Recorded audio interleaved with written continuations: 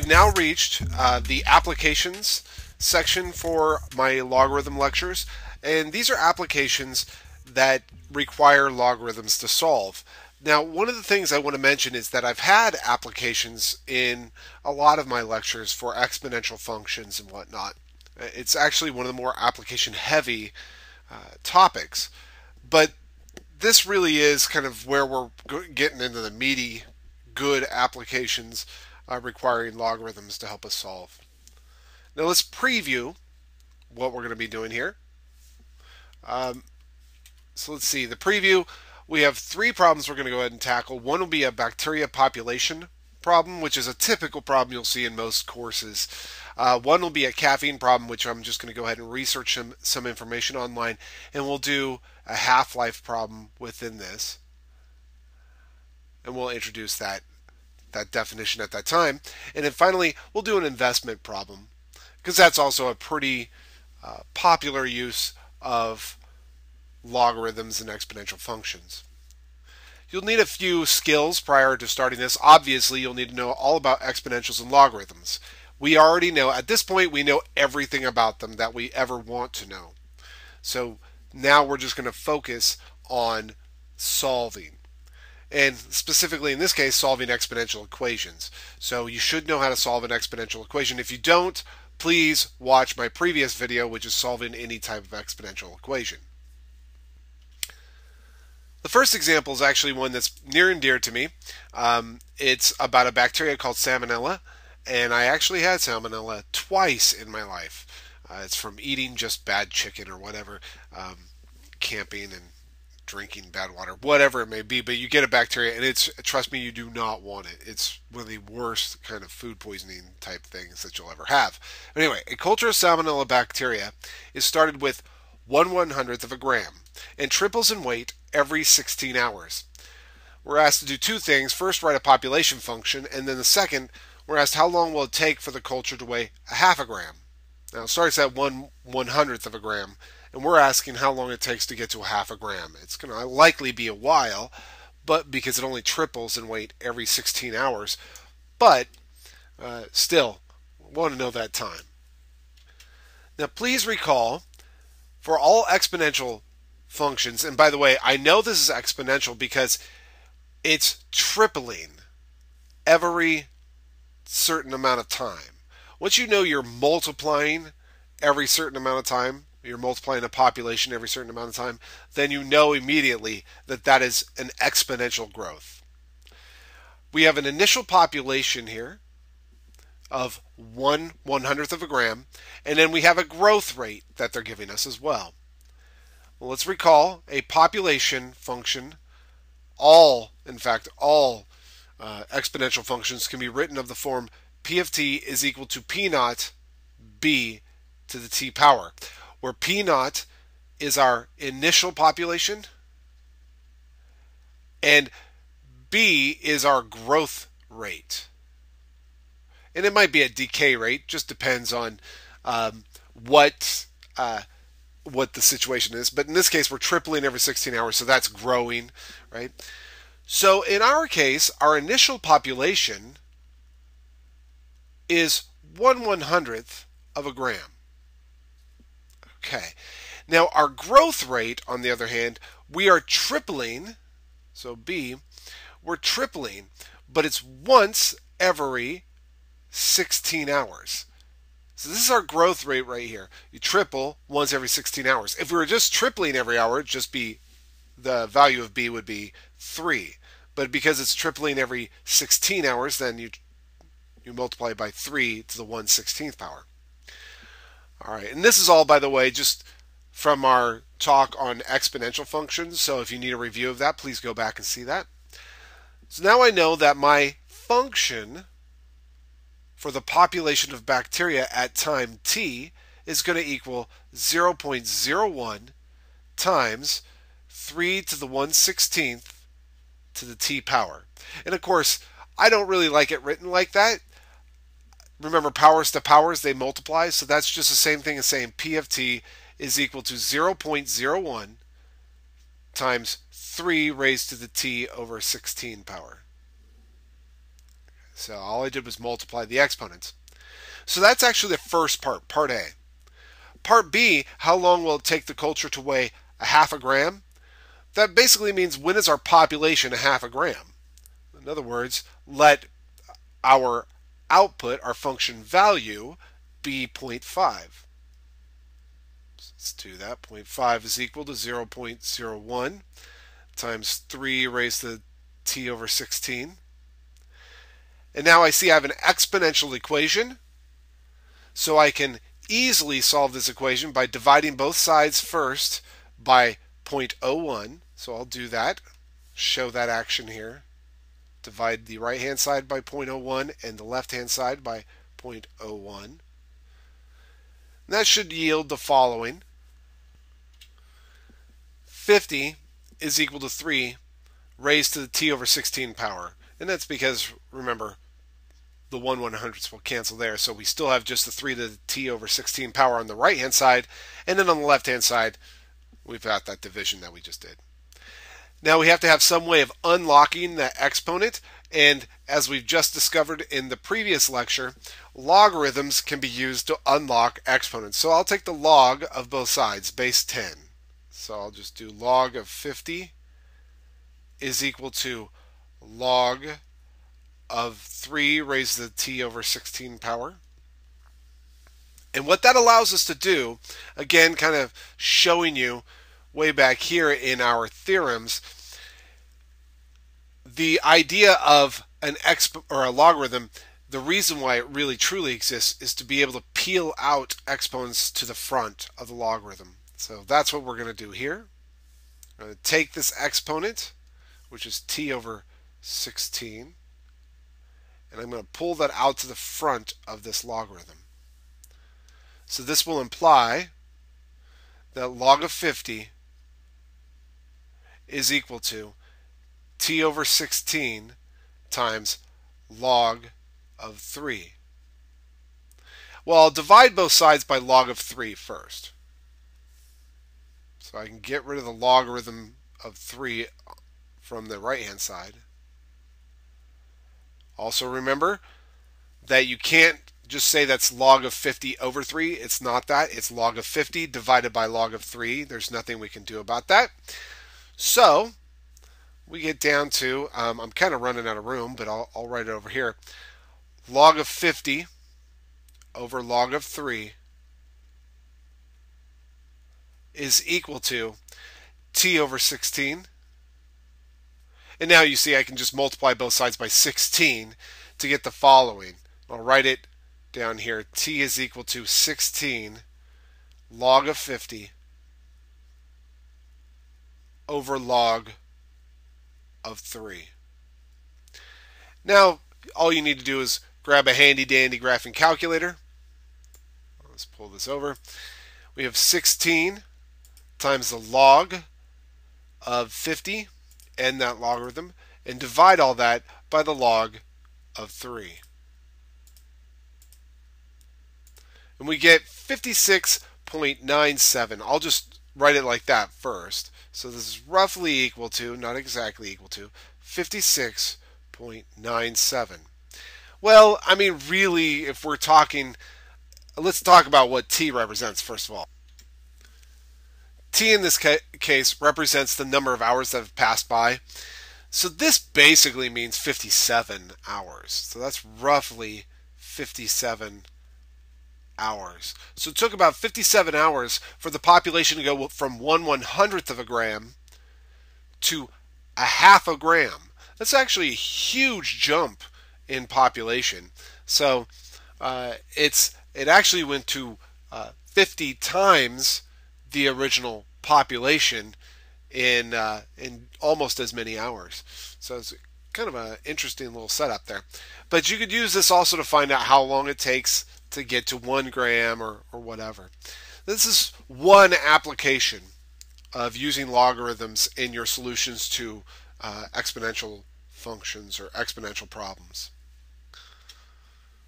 The next example is going to require a little bit of a definition first. And this definition, students tend to hate for some reason half-life problems. They really dislike them. But they're actually really neat. and if taught properly, they're not hard to understand. First of all, the half-life is just the time it takes for a substance to decay to half its original amount. So an easy example would be, the one that's always used actually in mathematics is like the half-life of carbon-14, which is very, none of us really, not none of us, but most people do not really care or understand anything about carbon-14, but it's used for carbon dating, which is interesting. But a more basic and kind of shallow example would be the half-life of a pint of ice cream in my house is 30 minutes. That's kind of true. Like when I take a pint of ice cream home, I love ice cream. So when I take a pint of ice cream home, in about 30 minutes, I'm halfway through it. Now, the only thing about that is the way half-life works, if you started with 1 pint, okay, so let's say time 0. Let me do this properly. So I have the time in minutes and the amount I have left. Well, when I first get the ice cream home, I have 1 pint. So when 0 minutes pass, but 30 minutes later, I'll have half a pint. Now, it turns out that 30 minutes after that, I should have half of that half. Half of that half, which is 1/4 of a pint, which is not actually true. About 60 minutes later, and it'll probably be gone. But theoretically, this is the way the half-life works, is that then 30 minutes after that, which is 90 minutes, I'll have half of that remaining amount. So I'll have 1/8 left. And 30 minutes after that, oops, that's not 30 minutes. I'm doing teaching a trigonometry class right now as well, and so if anybody knows anything about trigonometry, I just basically did some. Anyway, 30 minutes after that, there we go. I have half of that 1/8, or in other words, 1/16. Okay, and so on and so forth. So theoretically, I'll never be out of ice cream. I'll have always a little bit left, but that's not really true. Okay, so that's why this is a very, kind of a basic and not realistic example. But half-life works for a lot of things that decay exponentially, or just decay exponentially at a certain rate. The one I always kind of like to pick on is the one that we all are victim to, or most of us are, caffeine. Now, what I'm going to concentrate on is really this paragraph right here. This is from your source of possibly false information, but often it's okay. The biological half-life of caffeine, the time required for the body to eliminate 1/2 of the total amount of caffeine that you've consumed, varies among individuals according to many factors, okay? But for the average adult, it's about 5 hours. Okay, so let me go ahead and write that down. So there we have it. The half-life of caffeine is roughly 4.9 hours. And of course, I put in a little asterisk there because the fact is that that's just for the average healthy adult. But I would like to note a couple things before we continue. If you read this article a little bit further, there are some interesting little points to make. If you're a heavy cigarette smoker, there's a decrease in half-life of up to 50%, which means that the half-life, if you're a heavy smoker, could be as short as 2.5 hours. In other words, if you had a cup of coffee 2.5 hours from, and you're a heavy smoker, 2.5 hours from now, half of the caffeine that you originally started with in that cup of coffee has been eliminated from your system. Another thing that can really affect it is this, and a lot of this is just kind of something for a lot of female college students that you should note. Oral contraceptives can double the amount of double the time of the half-life. So in other words, for normal adults, it's 5 hours. That's how long it takes for half the caffeine to eliminate from your body. If you're on oral contraceptives, it can, not that it does, but it can double that to 10 hours almost. So it could take 10 hours for your body to kind of get rid of half the caffeine that you had in that single cup of coffee or whatever you have. Pregnancy can raise it even more to as much as 15 hours. Okay, so that's kind of interesting. And then newborns can have a half-life of 80 hours. So in other words, not that you want to feed a newborn a cup of coffee, but the fact is, if a newborn had, let's say, 50 milligrams of caffeine, it would only be down to half that, 25 milligrams, after 80 hours or longer. Okay, so this is very, very interesting stuff. And I might actually play with some of those numbers a little bit later on. But let's go ahead and make a real world problem. So let's suppose you go to your favorite coffee vendor and you have their brewed coffee. Now, this is from a coffee vendor website, and you see right here a 20-ounce cup of their brewed coffee is 415 milligrams of caffeine. So Starbucks 20-ounce brewed coffee has 415 milligrams of caffeine. How many milligrams of caffeine would be in your system at 10 p.m. if you had one of these drinks at 8 a.m.? Now, let me provide you with a few pieces of information. Now, the medical community is kind of all over the place when they talk about how much caffeine they recommend you stay under in your daily amount. It's roughly around 400 milligrams, though. They try to say that you should have less than 400 milligrams a day. But, I mean, it's your life, right? So, and I have caffeine every day, so that I'm not judging, but just a kind of an interesting thing. One thing you should note, though, is that generally your body remains a little bit twitchy if you have too much caffeine in your system, even hours later. So you might, let's pretend for a moment that you might want to just know this information because you know from personal experience you need to have less than 100 milligrams of caffeine in your system to go to sleep, let's just say. So this is a great question. And by the way, this might not be your only source of caffeine throughout the day. So you could be adding to this and really, loading up on more and more caffeine throughout the day. But that's not part of this question. Anyway, so let's find out how much caffeine is in your system. First thing you should do really is create a function for the population of caffeine in your system. Remember, this is an exponential function. It just decays exponentially because every 4.9 hours it becomes half of what it was before. So let me start with my population function here. Should equal my initial population times b to the t power. Now, remember b is our decay rate, or not rate really, it's our decay factor. But I want to show you something about these. It doesn't really matter that we worry so much about this 450 when we're initially creating this function, because with a half-life problem, it doesn't matter. I'll show you. Let's pretend that our initial population we didn't know. Let's just say we didn't know our initial population. But we do know that in 4.9 hours, we have half of that population left, which is exactly what we're saying in this problem, that we have half of that P naught. By the way, I'm writing P naught over 2 because P naught over 2 is the same thing as, well, 1/2 of P naught, right? So here we have the original population. I'm just plugging in the information into our function here, although I didn't bother plugging in the initial population because I'm going to show you it doesn't really matter what the initial population is. Because when I solve this, I want to find out what b is. When I solve it, I'm going to divide both sides by P naught. Because my whole goal here is to find out what that b is. Well, you'll see on the left hand, or on the right hand side, the P naughts will cancel, but same thing on the right hand side actually.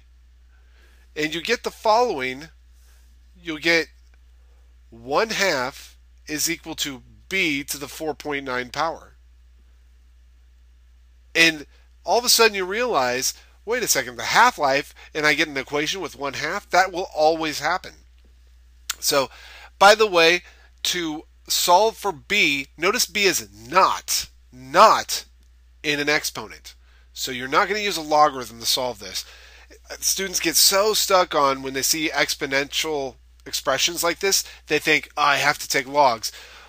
Logarithms are used if you want to unlock the exponent. But I don't want to unlock the exponent. I want to unlock the base here. To do that, I'm going to raise both sides to the reciprocal power that's on that base. In other words, I'm going to raise both sides to the 1 over 4.9 power. 1 over 4.9 power. So it turns out that we will have 1/2 raised to the 1 over 4.9 power is equal to, well, remember powers to powers multiply, so you'll have 4.9 over 4.9, or in other words, 1. So in other words, our base for our exponential function here is 1/2 to the 1 over 4.9 power. And that's what's super important. That's how I build my exponential equation. Part of this, I was looking at this going, okay, well, wait a second. Let's see.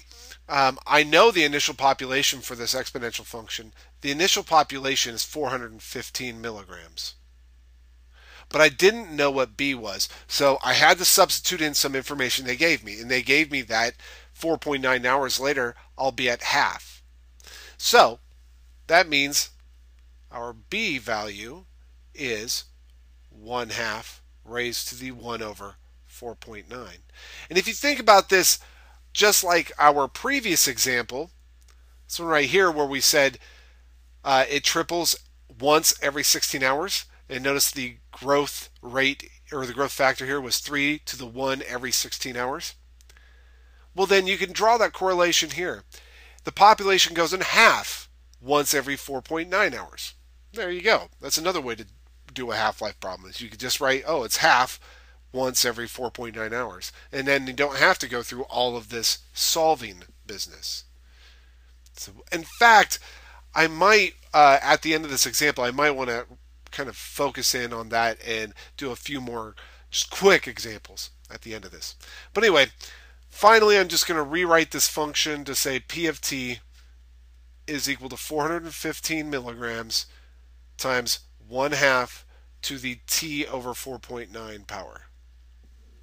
There we go. That's our exponential equation that will model our population of caffeine in our body. So let's say that I had one of these at 8 a.m. How much would we have in our system at 10 p.m.? Well, let's see. 10 p.m., that's how many hours after 8 a.m.? Well, let's see. 8 a.m. to noon, that's 4 plus an extra 10, so that's 14 hours. So what I'm going to do is find out what is P of 14 here. That's 14 hours after 8 a.m. That'll be 415 times 1/2 to the 14 over 4.9 power. You just bring up a handy dandy graphing calculator. You get 415 times, start a parenthesis, 1/2, I'll just put it in as 0.5, and then raise that and start a parenthesis because you have some arithmetic going on in that exponent. 14 over 4.9. Very curious, actually, how many milligrams of caffeine. 57, roughly. I'll just round it to the nearest whole number. Roughly 57 milligrams of caffeine. So if you happen to know from personal experience that, let's say, you need less than 50 milligrams of caffeine in your system to go to sleep, well, you know you're going to be waiting until maybe, 10:30 before you crash out or something like that. Now, a sub question I can ask here, or anybody, your instructor can ask here, is how long until you have 25 milligrams of caffeine in your system? Now remember, our function is P of t is equal to 415, it's the initial amount of caffeine in our system from that coffee, times 1/2 raised to the t over 4.9 power. And I want to know how long will it be until the population of caffeine is 25 in my system, so I'm going to let the output be 25. And find out how long that takes. Divide both sides by 415. You'll get 25 over 415, which can be reduced, but I'm going to grab a calculator in a moment, so I don't really care to reduce it.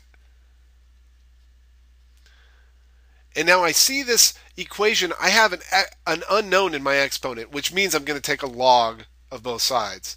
So let's go ahead and take the log base 10 of both sides. Remember what logarithms do? They unlock exponents. So now I'm just going to pretend as though I've already taken the log of that side, so it unlocks the t over 4.9, pulls that out front. So notice how I'm going a little bit faster now, right? And now I'll divide both sides by a log of 1/2.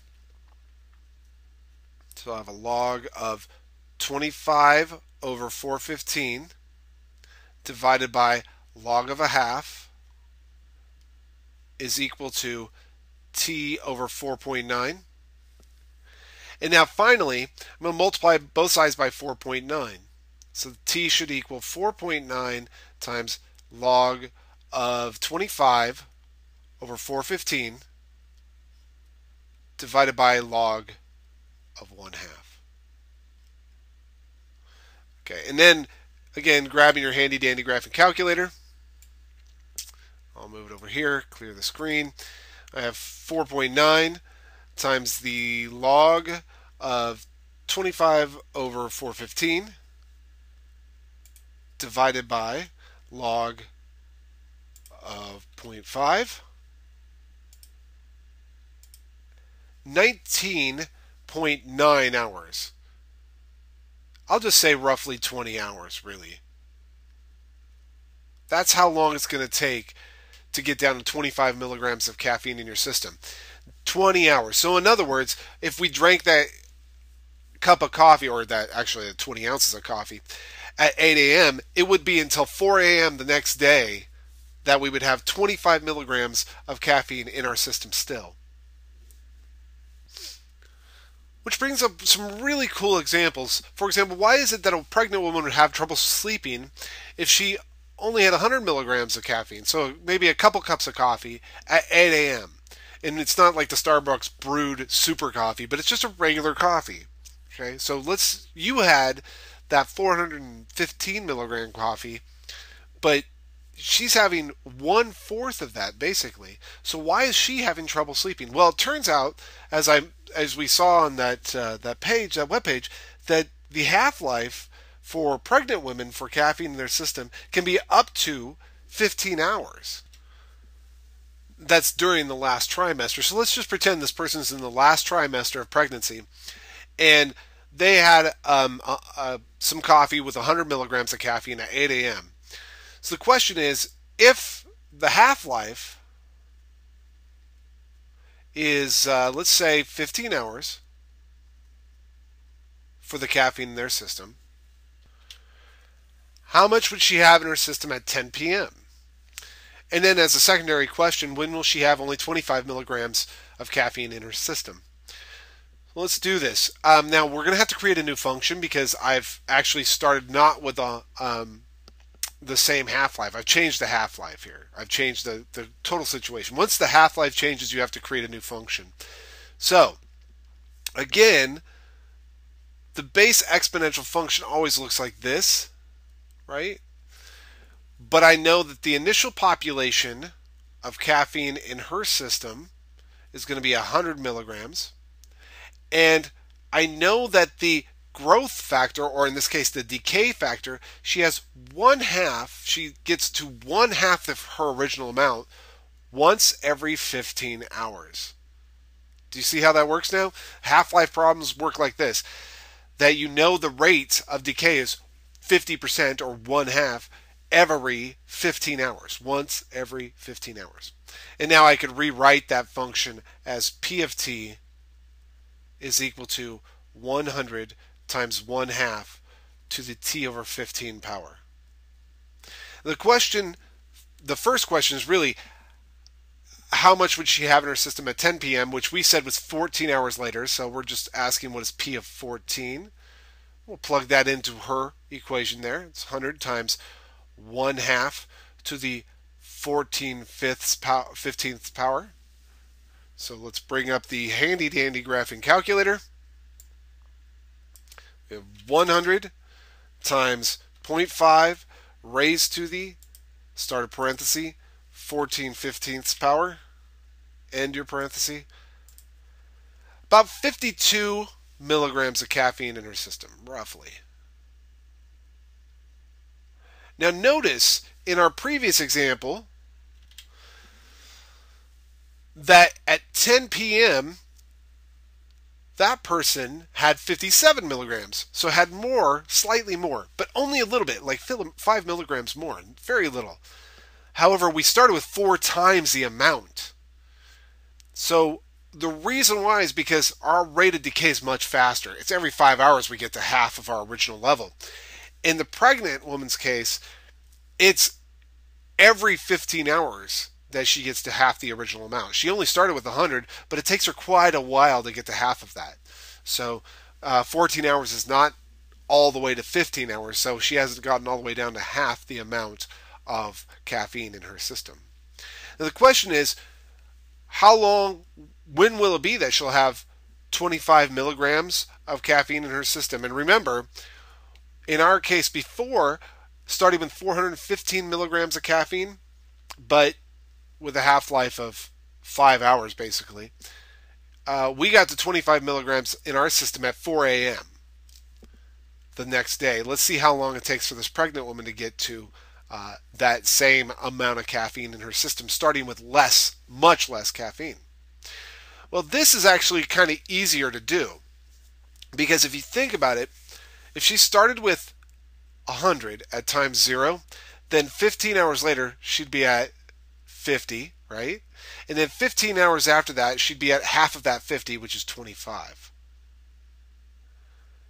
So I'm just using a little bit of logic. Every 15 hours she gets half of what she had before.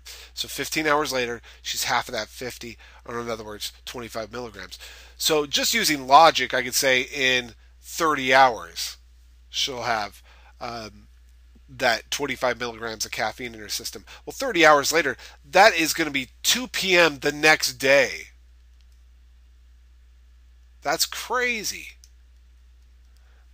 By the way, you could have, instead of using this kind of logical step, you could have just said, I'm going to set my function here, this function right here, to equal 25. You could do that. That's absolutely fine. If you did that, you'd use logarithms to solve this, and you'd get through some work. T is equal to 30. Okay. Now, what you should do is take how much caffeine you have throughout the day and see how long it takes for that to leave your system. Now, what's difficult about that is you don't have it all at once. Some people do. I know some people who work out who take caffeine pills, and they'll take a 400 milligram caffeine pill, and they won't have any caffeine the rest of the day. So they know how much caffeine they have right at the beginning of the day, and it decays throughout the day. So they know when they can get to sleep. But play around with your diet. See what you eat and how long it takes to kind of deplete the caffeine from your system. Theoretically, you will never deplete it all, but that's theoretically. It actually does kind of deplete after a while. Now, as I promised a moment ago, I wanted to just kind of give you a pattern to recognize with half-life problems. Remember, the half-life problems, they all are kind of focused around P of t is equal to P naught B to the t, where B is the decay factor. Well, if the half-life is 4.9 hours, let's just say, like we did in our first example, then the decay factor means that we get to 1/2 of our population once every 4.9 hours. And then with our second example, the half-life was 15 hours. So that means we get to half of our population once every 15 hours. If the half-life was 2,970 years, then our decay factor would be we get to 1/2 the population once every 2,970 years. So this is how the pattern works. So this is what our B values are in our functions. And then the P naught is very easy because they usually give that to you. If they don't, then you just assume you have 100%, or in other words, one item. And you want to know when you're at a certain percentage of that. For our final application, I wanted to bring up a theorem. This theorem, it gives us a relationship between the amount we invest, the rate we invest our money at, the number of times the money gets compounded every year, the amount of years that we invest for, and the amount of money we get back.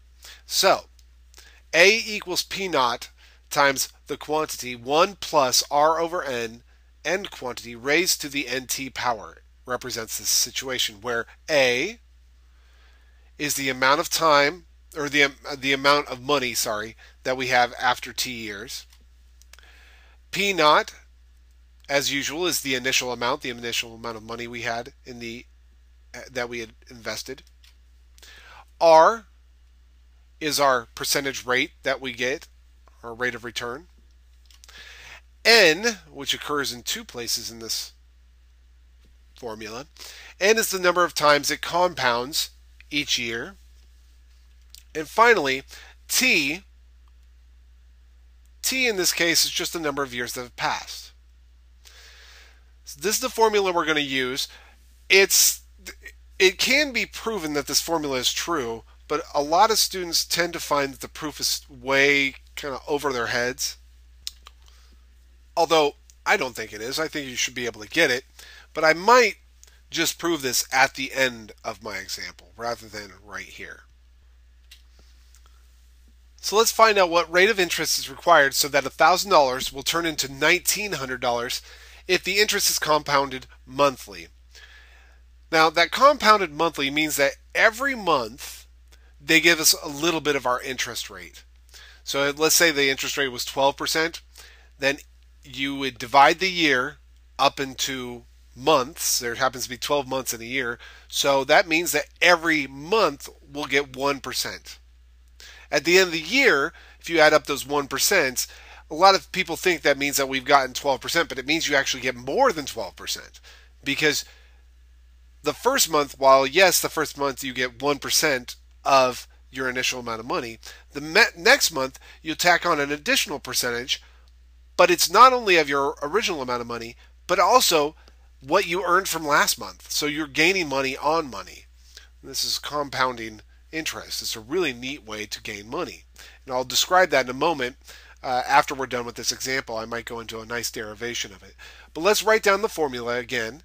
The amount of money that we'll get back is equal to the initial amount of money times 1 plus R over N, the rate over the number of times that we compound per year, raised to the NT. Now, we want to know what the rate of interest is, so this is the unknown in this situation. They gave us that we initially had $1,000 and we'll end up with $1,900. So that initial $1,000 will be our P naught. That $1,900 will be what we end with. The interest compounding monthly, right there, that tells us that N, which is the number of times we compound per year, is going to equal 12. And I forgot to add on a little bit. Let's say, let's see, what rate of interest is required so that $1,000 will yield $1,900 if interest is compounded monthly, and I'll put in parentheses after 5 years. So I want to know if we invest for 5 years and we end up with $1,900, and we know all that time that the interest is compounded monthly, what was the rate? So I need to highlight that 5. That 5 is our value for T. So let's insert all those values in here. So let's see, we had A was 1,900. Our initial amount was 1,000. We don't know the rate, but we do know that N is 12 and that we invested for 5 years. All right, now let's go ahead and first start by dividing both sides by 1,000. If you do that, you'll get the following. 1.9 is equal to 1 plus R over 12. And 12 times 5 is just 60. I'm just going to write that in there just because.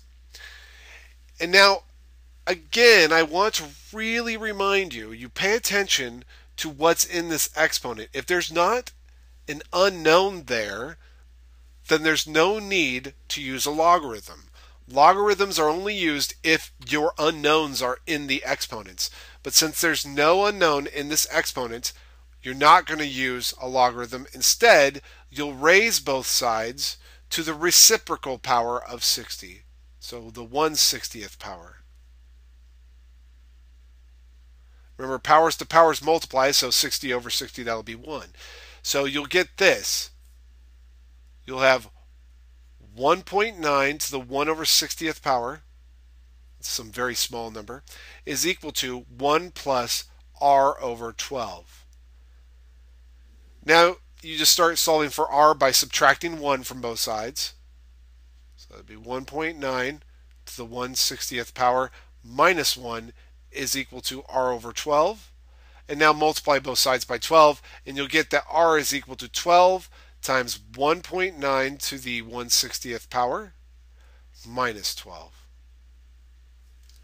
And now bring up your handy dandy graphing calculator just to see what r actually is. 12 times 1.9 raised to the parenthesis 1/60th. And now subtract 12. 0.129 roughly. So roughly 0.129, which is basically equal to 12.9%. That's the interest rate we got on an annual basis. So that's how these problems are generally done. You just kind of plug things into the formula and solve. The only time, remember, that you use a logarithm is if you're trying to find if your unknown is in an exponent, basically. That's when you use a logarithm. But like in this case, our unknown was not in an exponent. Our unknown was actually part of the base. So we don't have to use a logarithm. We go ahead and just take the reciprocal power of both sides to unlock that.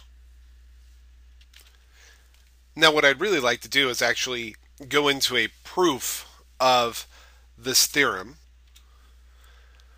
and to really get you to really understand how that's derived. So let's go into that. First thing we're going to say is, suppose that you invest P naught, which is our initial amount, at a decimal rate of r. When I say a decimal rate of r, I really mean a percentage rate, but that percentage as a decimal will be r. So if it's 3% that we're investing at, it'll be at 0.03 for t years, and it gets compounded n times per year. Let's go ahead and make a table of values for the amount that we're going to have after so many months. And by the way, this proof is going to use something called induction. Normally it would use something called induction. Here we're just going to kind of wave our hands and pretend that we're done. But eventually, if you're going to really prove this, you're going to use something called induction. So we made our table here, and notice that my input I'm actually calling periods, because the fact is, if we compound n times per year, I'm going to say that, the first time we compound is called the first period, and then the second time we compound, we'll call that the second period, and so on and so forth. Okay? It just will help out for this proof. All right? So if you compound monthly, then you can replace the word period with months. If you compound daily, you can replace the word period with days. If you compound weekly, right, you replace the word period with weeks. Okay, so after the first period, whether you compound daily, monthly, weekly, whatever it is, okay, but after the first period, you have your original amount that you invested plus a certain percentage of that amount. And in fact, that certain percentage of that amount will not be just R. R is our annual rate. But if we compound n times per year and we've gone through one period, then we've technically gained R over n percent. Now, let me justify this by saying that let's pretend for a moment the periods we compound monthly. So these periods are months. So after the first month, we have our original investment plus our original investment times our percentage rate. Well, it's not really going to be times our percentage rate. It's times 1/12 of our percentage rate. So that's why you divide by n, which is the number of periods, which is 12 here.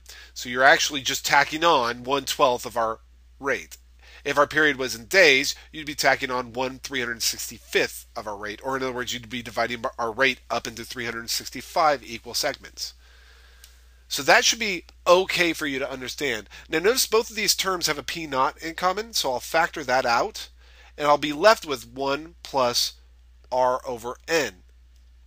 And you should see this format here is actually in the original problem, p naught times 1 plus r over n.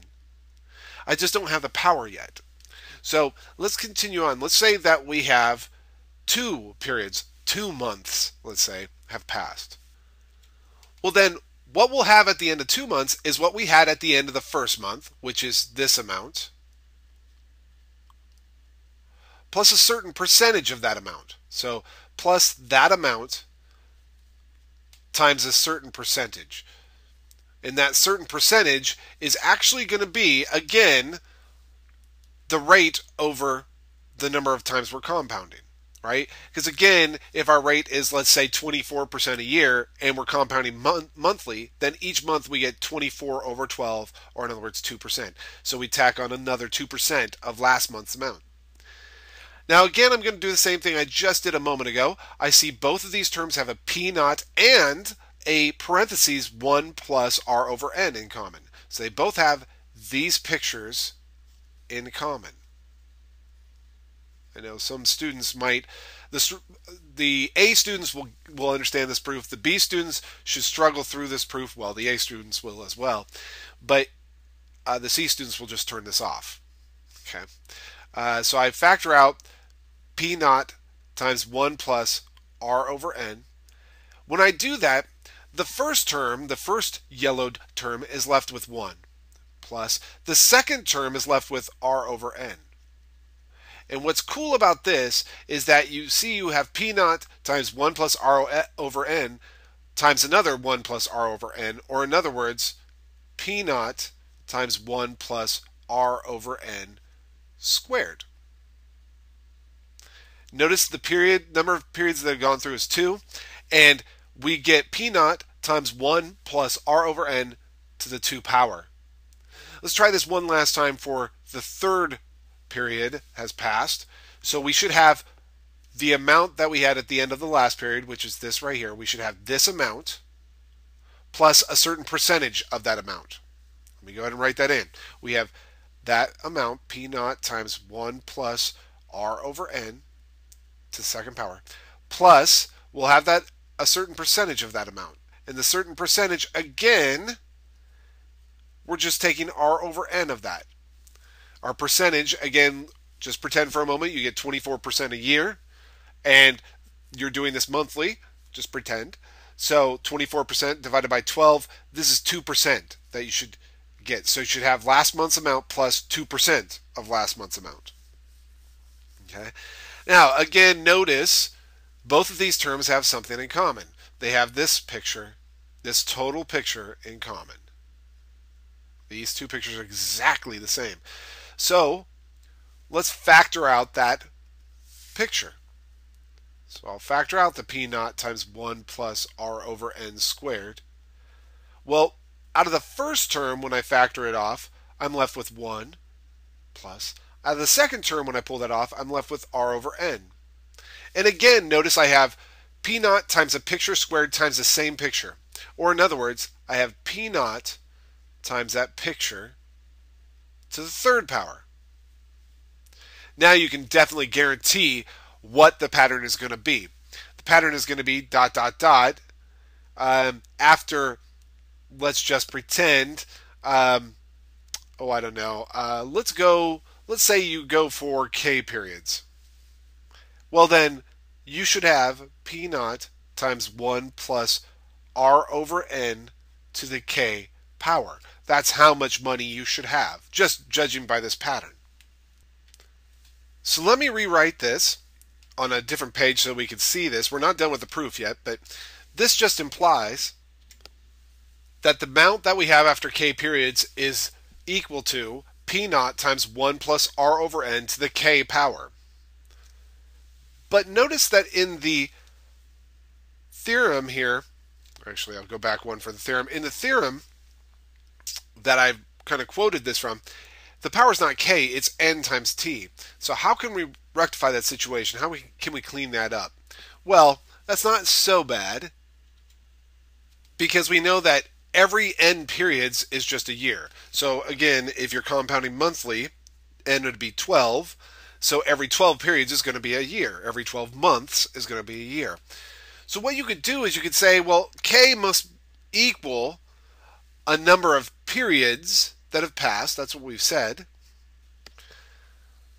Therefore, if you divide it by n, you'll get the number of years that have passed, which we'll call t. So remember, k is the number of periods that have actually passed. N is the number of periods that we're going to say exist in a year.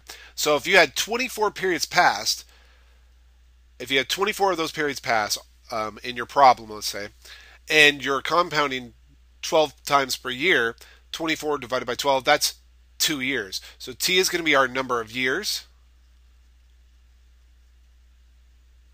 N is just, again, what we've said, and number of periods for our compounding. And k is the number of actual periods that have passed. So k is just this bit right here, the amount after k periods. We could say it's 3,000 periods that have passed, but we're only compounding once a day, or 365 times a year. So that in that case, we'd have that 3,000 periods had passed. Let's just pretend. And we're compounding 365 times a year. So doing this division will tell me how many years have passed. Well, if this is a relationship between k, the number of times we compound a year, and the number of years that have passed, solve that for k, and you find out that k is equal to nt. Now we can actually say that this amount that we have after so many years is actually equal to p naught 1 plus r over n raised to the, instead of k, we'll replace that with the nt power. A pretty interesting observation. Now, one last little bit here, and by the way, that's the end of the proof, so QED on the proof. Although, I want to mention again that this is not really a total proof. There's a little bit of hand waving here. To do the actual proof, I'd have to do a proof by induction, which is a more advanced proof. But this is good enough for most people to understand, is that you can first see the pattern develop just by saying, well, after 1 period I have this, after 2 periods I have this to the 2nd power, after 3 periods I have this to the 3rd power, so therefore after k periods I have this to the k power. Great. So that's usually okay. I can get away with that. But what's really interesting for students that have instructors that require them to know the formula PERT, I don't know if you've ever heard of that formula, but it turns out that if you let the number of times you compound go off to infinity, and that notation would be this notation here, so I'll put it in as a theorem, although not a lot of students are required to know this yet. But it turns out that if you let n approach infinity, and here's a new notation, this just means that we're going to allow n to crawl off to infinity, then 1 plus 1 over n to the nth power, that number approaches e, which is roughly equal to 2.7182828459045, and so on and so forth. It goes on forever. Okay? And while I'm not going to prove this, I'm going to justify it just with a quick example using a graphing calculator. So here's my graphing calculator. What I'm doing is just hit y equals. I'll clear out that. And I'm going to put in parentheses 1 plus 1 over x in parentheses raised to the x power. Now I'm going to go to my table here. I'm going to set some values for my table. So I'm going to fix my table. I'll hit second. And above the window button, you'll see there's a table set. And I'm going to start at 0. I'm going to increment by 1, and it's going to ask me what I want for my inputs.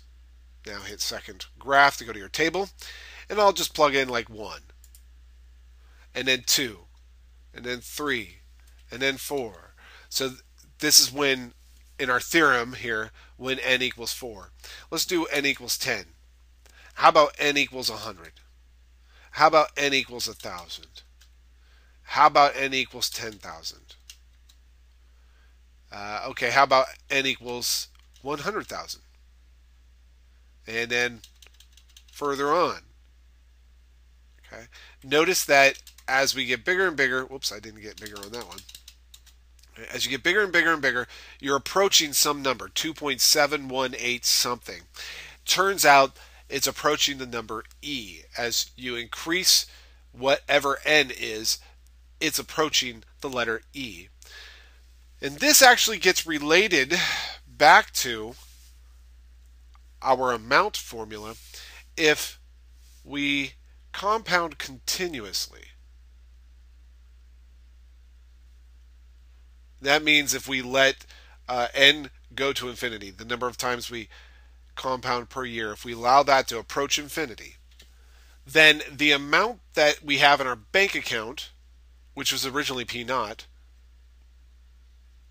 has changed. It's now not just P naught times 1 plus r over n to the nt power. It is, but because we're allowing n to approach infinity, it turns out that this business right here, 1 plus r over n to the nt power, will turn into e to the r power times t. So e to the rt power.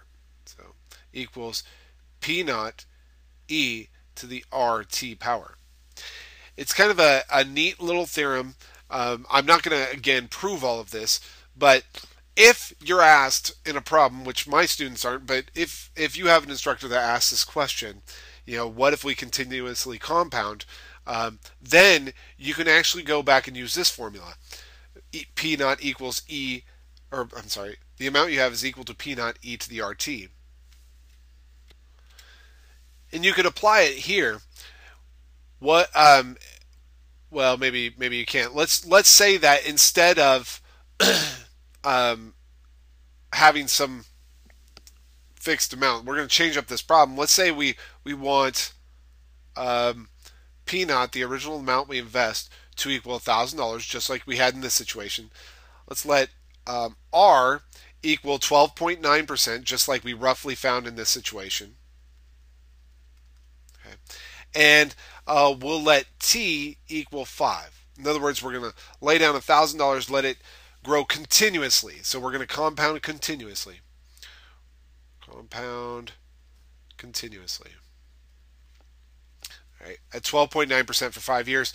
Then the amount we should have back after that 5 years should be our initial amount times e to the rate, which is 0.129, times the number of years that have gone by, which is 5.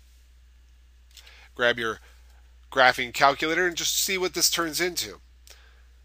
That's 1,000 times, the e is right above the ln button, so you hit second e, and I'll already put a raise to there, 0.129 times 5. Close out the parenthesis. You should have $1,900 and, yeah, let's do $1,905.99. So it roughly equals $1,905.99. Now notice that you actually get more money than had you been just compounding monthly like we did in this example. The reason is that the more that you compound, the more money you'll actually get. Not a lot more in this case, but enough. It's $6 more, and that can make a difference, especially if you didn't lay down $1,000 initially, but if you laid down like $1 million initially, that $6 would be a lot more. Actually, it'd be quite a bit more. So continuous compounding is an advantageous situation. However, you will not find a bank that will do continuous compounding. However, you might have a credit card that might do continuous compounding on the interest owed to them. I'm not sure if there's a law against that, but there should be. Anyhow, that's it for these applications.